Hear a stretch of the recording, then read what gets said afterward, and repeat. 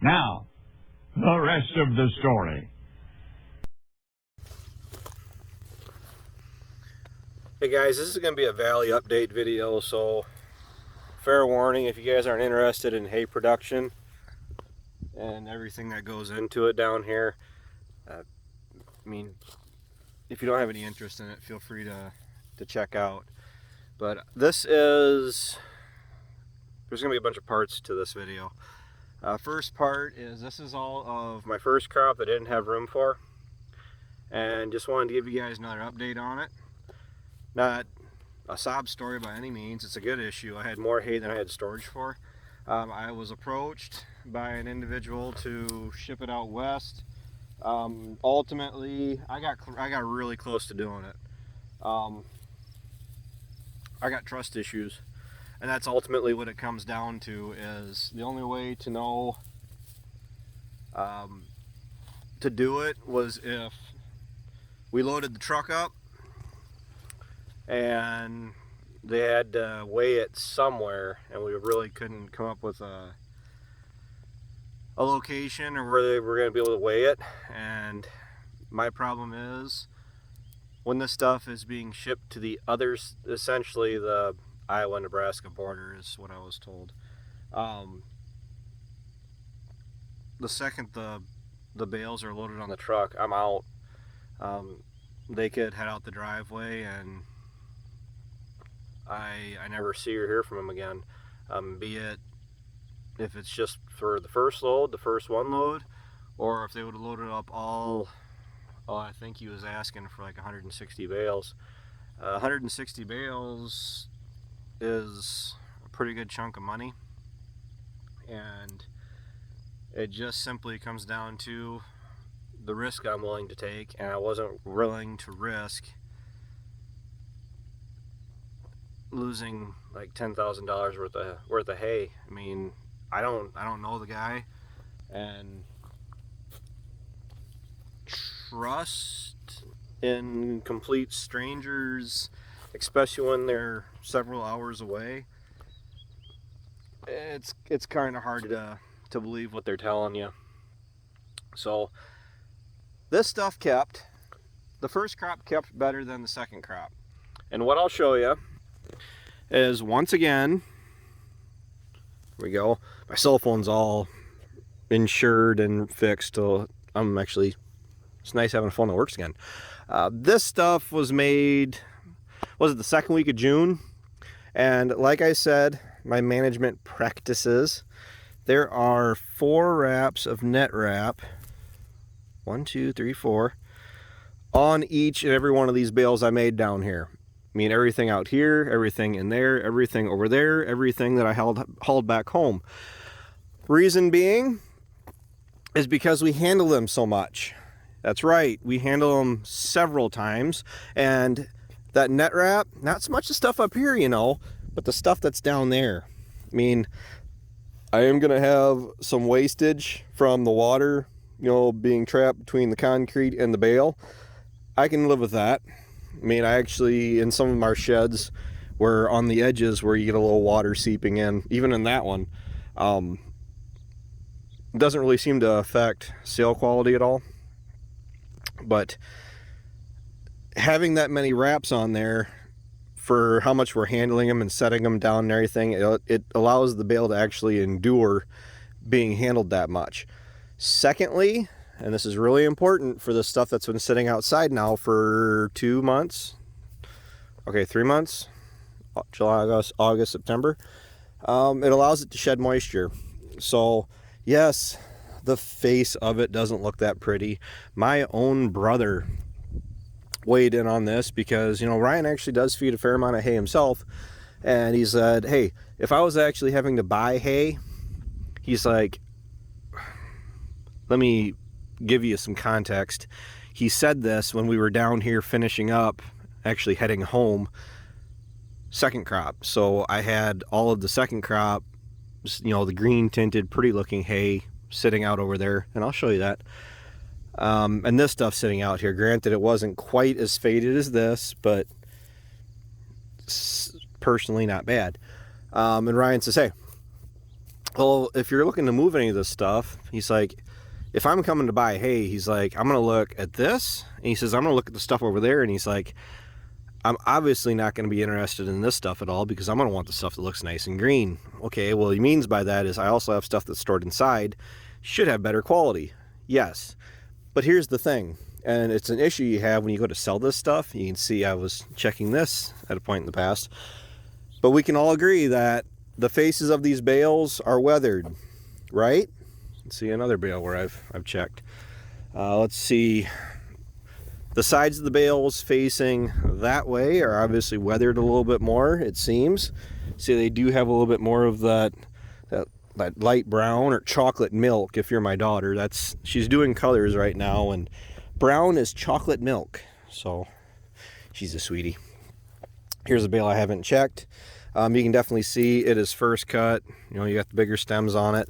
My recommendation that I was given, not one that I necessarily would take, is, hey, instead of letting the stuff get overripe, take it earlier. You'll have less quantity, but you'll have better quality. Works to a certain degree, because another way to look at that too is I actually made this stuff as soon as I could. Okay, so he was talking, and this is a local, this isn't anybody online. He was talking, hey, maybe make it the end of May. Well, for down here, it really wasn't ideal for making any of this until about the 1st of June or the 2nd of June, because it does have to dry up. If you have a wet spring, you're in trouble because it doesn't shed moisture down here. So what I'm looking at is the face of one of these bales, and the biggest issue I have is when people go to buy these, they don't do this and peel back just that tiniest of outer layers and actually look and examine what these bales look like underneath. And I don't know if my camera's picking that up, but that is, guys, literally as green as the day that I made it. If I dump one of these in for my cows are actually eating really good here lately because they're getting all the good quality hay. It's waterway hay, but it was made without any rain on it. And I tell you, if I dumped this in for my cows, they'd have it down to nothing in short order. So granted, yes, tarping down here, I'm not against tarping. I don't know where I'd begin to look for a tarp. I know people say to talk to Wes about it. I don't know logistically as far as how big of an area I would need or how big of a tarp I would need. And ideally, I don't have to store anything outside. These did have a bunch of rain on them. We didn't have a super wet year by any means, but this stuff did have a couple different rain events where it had inches of rain on it at any one time. The worst being the 4.5-inch rain that we got. The not so bad being, well, half-inch rains, but it did have a couple 2-inch rains on it. And personally, I'm just gonna sit on the stuff. It's held out this long, and move it after harvest like I originally intended. So definite difference from the stuff that's sitting inside, where it's not being hit with rain or anything, but it's just being hit with the sun indirectly. But yeah, I'm gonna go through. Everybody's saying like the trees and stuff. I know I don't own this down here, but that was on my list of things I would like to do, is go through and clean all this up. You got to remember, I wasn't planning on having this hay here. I mean, I did sell 110 bales off early on in the summer. That was a poor choice. The only upside is that the money that did flow in the following weeks, it was cash flow money. Did I get what I wanted for it? No, I did not. But here's the thing about this stuff. You guys want to see in the shed real quick? Now, check for wasps because they're nasty down here lately. First cut reed canary right here. I mean, these two bales, you saw they were exposed just from the door being open, but I wish you guys could smell this because it smells really nice. I mean, yes, I know it's reed canary and the stuff is faded just a tiny bit, but if you peel it back just a little bit where it's, you know, it's cured, it's that nice deep green, dang near as green as the net wrap. So the thing is, that's kind of a risk off decision I made too. Is, well, okay, people don't want to buy the stuff that's been sitting outside or has never been shedded. Well, then sell the good quality stuff. Well, the problem is the stuff's already put inside. The problem with cleaning out the shed now is I guarantee you, especially locally, I'm not going to get big money for it. I'm not. At least not what I want for it. And I'm not promised, I'm not guaranteed that I'm going to get my third cut down here made in a manner that it's going to be as good a quality. Yes, believe it or not, as good a quality as first crop was. So I'd rather it's inside, it's shedded.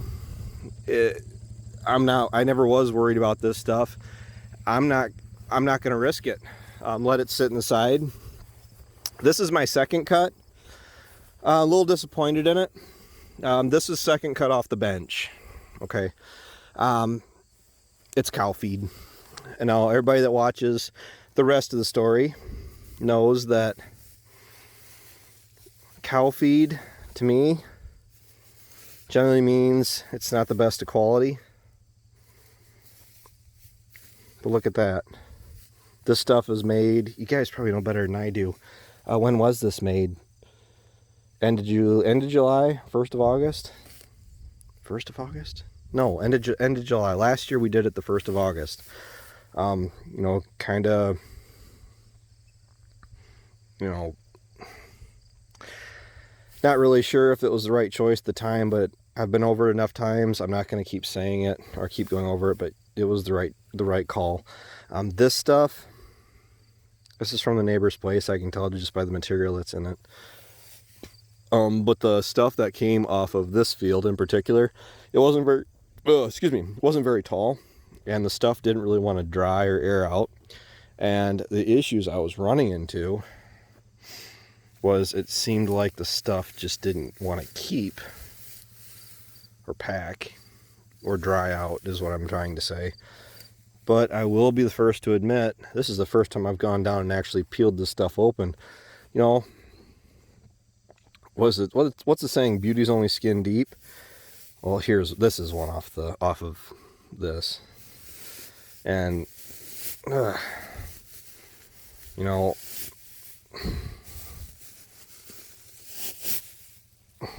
it's cow feed.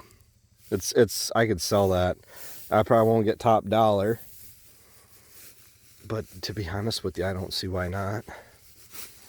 All depends on how much hay's on the market. And the thing is that if I haven't really discussed it enough, this part of the world, southwest Wisconsin, hay is in an abundance of hay locally, from what I've been told. Everybody that was making hay, it yielded really well. I was betting on high grain prices. We're going to get many guys to till up their hay ground. And let's see here again too. This side's facing north, this side's facing south. You know, definite issues of what's taking the brunt of the weather. See, we can look at this too, and that really is. It really does look nice. I mean, but that's the problem I fight. A problem I have is people don't want to pry this open. So I don't know. I need cow feed. I got a bunch up at home. I got 30 bales up at home. I got 5 acres of some pretty heavy stuff, and then about 2-3 acres of some waterway stuff. Oh gosh, it's more than that, but I just don't really feel like trying to add it up. The stuff that I usually deem cow feed is the stuff that I don't really think kept or is the lower quality stuff. And to be honest with you, this is what I would call the lower quality stuff, but I still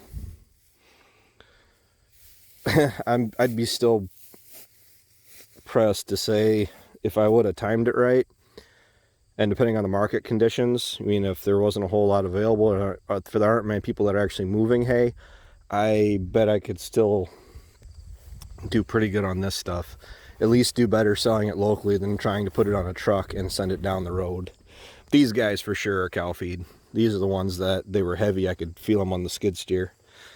Well, I don't know what you guys think. I know Dale, these haven't moved since you were down here, and you're going to be getting a phone call here within the month about coming and helping hauling in the last of it. But I mean, I've been kind of offish about the valley here. I mean, you guys, from a little bit of videos I've done in the valley this year, that's literally as much as I've been down here. I've had some things pulling me away that my time is being pulled pretty thin, but I guarantee you I could feed that to my cows this winter and they'd be perfectly happy. And they do good on it. Throw some salt blocks to them. My thing is trying to grow my cow herd and basically planning on keeping all my heifers and getting up to 20-30 whatever head of cattle. So I am potentially looking at having to feed a percentage of more of my hay out down here. But I'll still have, you know how many cows I would actually have to burn through 2 or 3 cuttings this down here? A significant amount.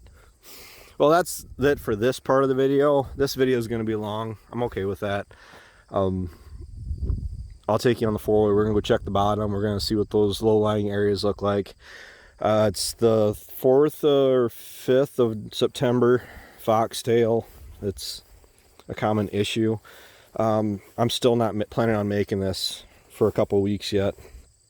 And I'm hoping stuff's about knee high or a little bit taller. This is the lighter part of the field. We'll let it come up and basically let it go till last minute, and I'll get it made. So let's go check the rest of the farm. And this is the upper bottom. Granted, you got to remember, I didn't go through and do any more inputs, any more additives, foliars on my 3rd cut or my 3rd regrowth. Reason being is because with input costs, and there is a certain amount of uncertainty about the price of the inputs I was going to be looking at putting down and the potential of a significant return. Now they're calling for, if you follow the Farmer's Almanac, a colder, snowier winter this year. So I mean, if winter shows up early and people are really burning through their feed, maybe hay and all that stuff is going to be worth something come January. But for being, I don't even know what the day is. It says in the beginning of the video at least. This stuff has had 5 weeks, I think we're at, of growth on it.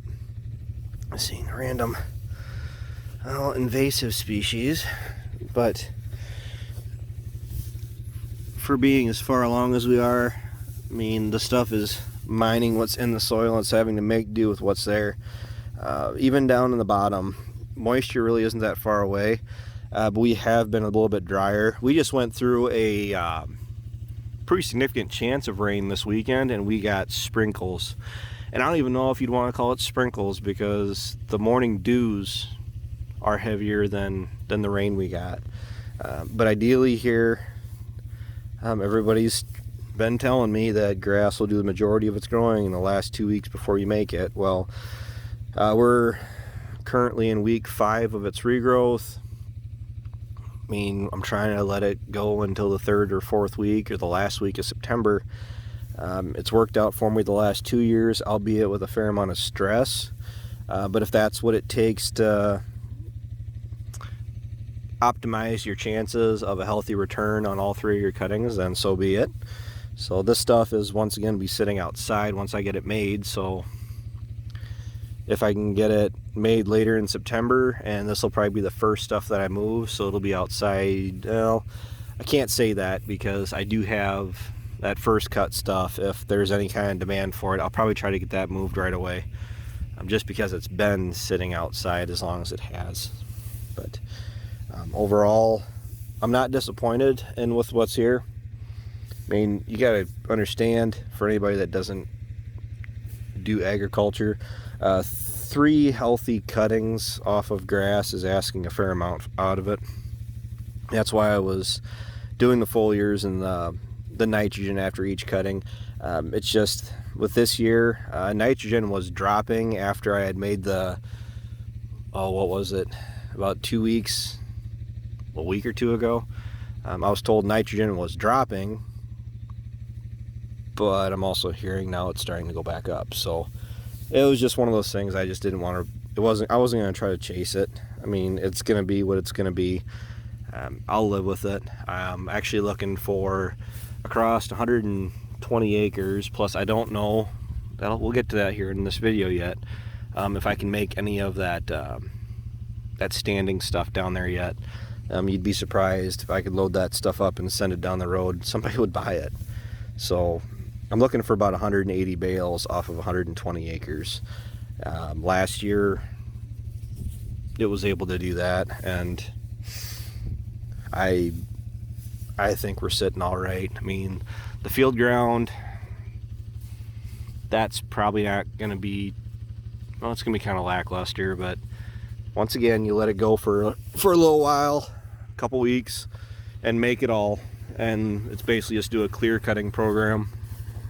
So let's go see what those low-lying areas look like. This right here is a definite no in regards to what we're going to be looking at. We're actually sitting in water. I didn't realize So what's going on here is we haven't had much for rain, but the stuff is just not drying off. And essentially this is a low-lying swamp area. And this is pretty much telling me that we'll be looking at coming down here after harvest, after field work. When the ground freezes, I'll leave the rhino cutter out to where I can get to it, and I'll try to come down in this whole lower area that you see standing yet. We'll go through and mow as much of it off as I can, assuming the ground freezes up where I can do anything with it. As far as the mole plow, I did have a mind, yeah, see, that's not a good thing. I did have a mind to come down with the mole plow like right now and just try to back in and try to dry that out. But I can tell you in no uncertain terms, I will do more damage than good in regards to trying to get that to dry out. I mean, this is my last pass from second cut, pretty obvious, and that is exposed. I mean, you can't get any more exposed than that, and we haven't had any real measurable amount of rain in over a week more. Anything that would have actually, I'd say, flood potential has been probably a month ago. We're going on a month now, and that is essentially looks like Play-Doh. So you give it another 2 or 3 weeks with the dry weather we got coming. I mean, you can see I got my sweatshirt on. I mean, justifiable. It is 70 degrees out right now. It was low 60s essentially all morning. But with how this looks, I don't know, 8 inches worth of growth. I mean, that's, well, we're actually cutting in. I haven't ruled it out yet as far as this being a meaningful cut. I think that at least it's going to be worth our time to come down and do it. It's just for us, even with 2 balers and the rhino rake and having the people to come down and do it, this is still a week job, or 1 week. By the time you cut it, we can do it in about a day with both mowers. Come down and cut it, then generally I would ted it. I got water standing there. I'd kind of like to know the story of this myself, because we haven't had a lot of rain. We really haven't. And the fact that we're in September with the heat and the days we've been having, that this has still got water standing on it, does make me scratch my head just a little bit. So I mean, it was actually drier during second cut, because I was at least able to cut out that far. And there is quite obviously some water standing on that. So it is what it is. I mean, ooh, we did flood. Interesting. Okay, so remember when I said the bench flooded on the upper bottom? I never did make it down here to see what it looked like down here. So this is telling me, because all of our residue and everything has accumulated to the low-lying areas, the reason this is all full of water yet is a product of that 4.5 inches of rain. Or was it 2.5? It was 2.5. I don't really remember. It doesn't really matter, but yeah, that's what it is. That's what's doing it.